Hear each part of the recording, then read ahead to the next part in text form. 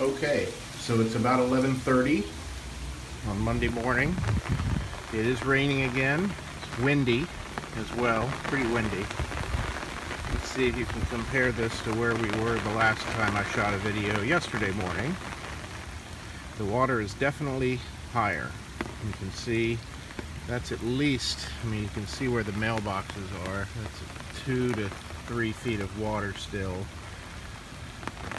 And you can see it's traversed up the driveway here, and you can't see the curb. It's covering the front curb and the first part of our grass, and then traversed up the driveway here.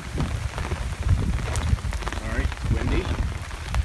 You can see the length it would have to span and the raise in height it would have to hit in order to get to the house there.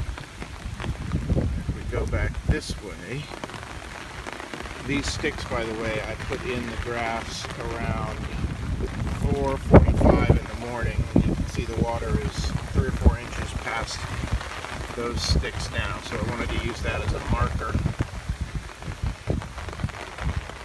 So from this stick where I'm standing to the front of the house, I actually just measured with a tape measure, and it is about 55 feet.